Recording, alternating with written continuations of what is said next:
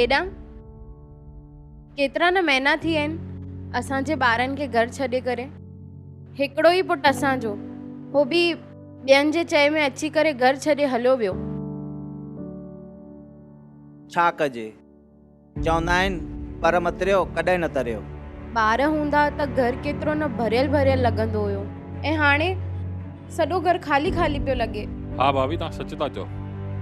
जिन जा ॿार घर छॾे हली वेंदा आहिनि न त घर त ख़ाली लॻंदो ई लॻंदो आहे, पर तव्हांजी दिलि ख़ाली न थी आहे। मूंखे लाल साईं ते पूरो भरोसो आहे, ॿार भिटकी करे वापसि ईंदा। तरसो मां ॾिसी थी अचां।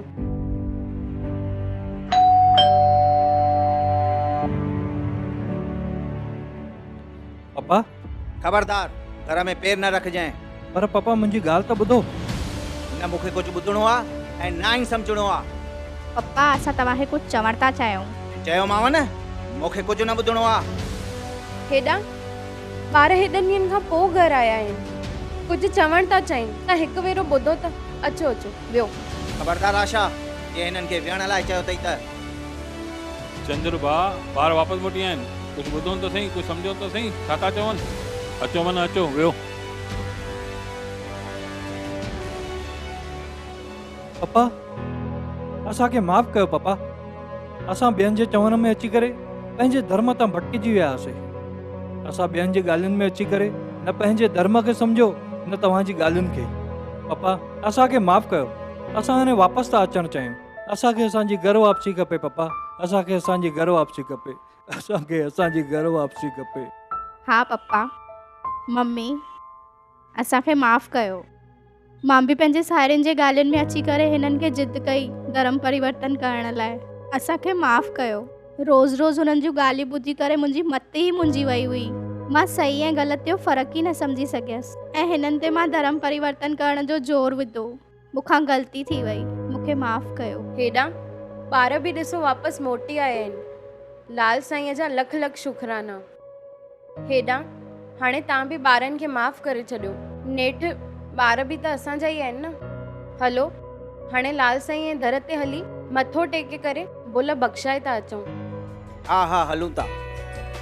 पर अलाए छो मुंहिंजे मन में उन्हनि सिंधी सपूतनि, सिंधियत जे सिपाहियुनि, सिंधियत जे शेवाधारियुनि लाइ मन में सन्मान ईंदो आहे।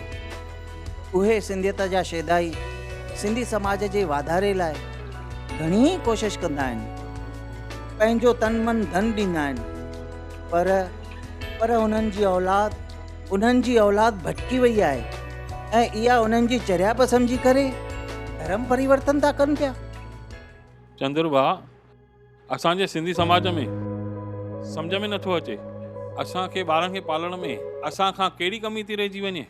असां पंहिंजे ॿारनि खे सीए ठाहियूं था, इंजीनियर ठाहियूं था, पर असां उन्हनि खे कॾहिं बि पंहिंजे लाल साईं जे बारे में, पंहिंजे संस्कारनि जे बारे में नथा ॿुधायूं, देवताउनि जे बारे में नथा ॿुधायूं। इन करे शायदि इहे ॿार भिटिकजी वञनि था, अलाए लालच में अची वञनि था ऐं घर छॾनि था।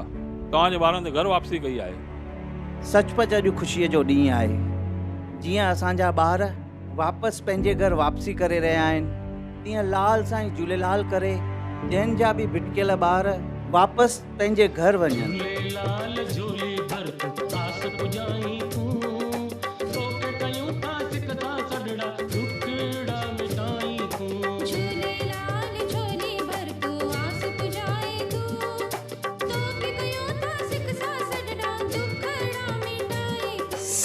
लाल साईं तव्हांजा लख लख शुक्राना। मां अॼु हलण चलण जे लाइक़ु आहियां। अॼु मां बिल्कुलु ठीकु आहियां। हे मुंहिंजा लाल साईं, हे मुंहिंजा भले वारा साईं, मां त उमेद ई लाइ वेठो हुअसि त मुंहिंजो पुटु ठीकु बि थींदो। छोकिरे जी अहिड़ी हालत ॾिसी करे मुंहिंजो त विश्वास ई लही वियो आहे। न डॉक्टरनि में, न मंदरनि में, न टिकाणनि में। पर हा, हिकु अॼु सुबुह जो उमेद जी किरण ॾिसण आई आहे।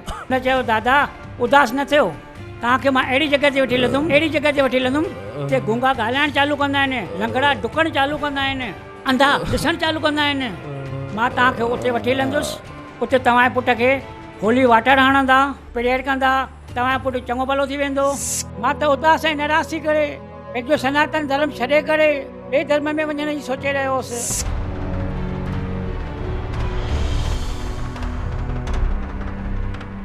हाणे इहे फांदेबाज तो वटि अची पहुता आहिनि।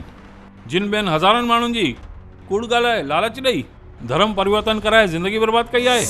पर तव्हां हिननि ॿिनि नेक मर्दनि खे मोकिले करे मूंखे ग़लति रस्ते ते वञण खां बचायो। साईं तव्हांजा लख लख शुक्राना।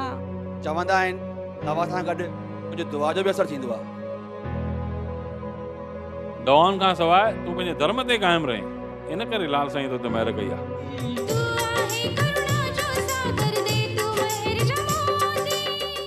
हे झूलेलाल साईं, असांखे घणियूं तकलीफ़ूं हुयूं, घणाई ॼणा असांखे तव्हां खां परे करणु पिया चाहिनि, पर मुंहिंजो झूलेलाल साईं तव्हां में विश्वास आहे। मूंखे तव्हांजी महिर खपे।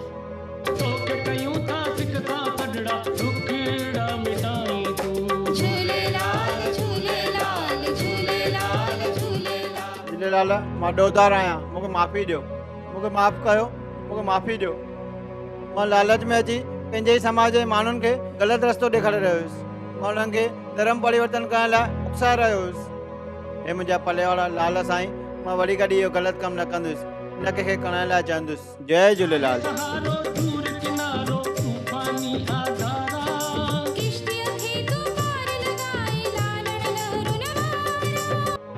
लाल साईं, असांखे माफ़ु कयो, असांखां ग़लती थी आहे, असां पंहिंजी राह तां भटकिजी विया हुआसीं। पर असांजे पप्पा असांखे सम्झायो त मासी कॾहिं मां न थींदी आहे, मां थींदी आहे। हा लाल साईं, तव्हांजी असां ते ॾाढी महिरबानी थी जो पप्पा असांखे सम्झायो त जंहिं धर्म में असांजो जनमु थियो आहे उहा ई असांजी माउ आहे।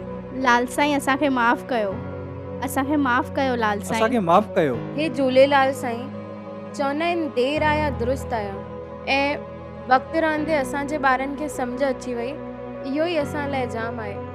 ॿारड़ो, असांखे तव्हां मां काई शिकायत कोन्हे। असांजे मन में तव्हां लाइ अॼु बि ओतिरो ई प्यार आहे। असांजा ॿार ख़ुशि रहनि, सुखी रहनि, असां बि उहो ई चाहींदासीं न। आयो लाल सभई चओ झूलेलाल।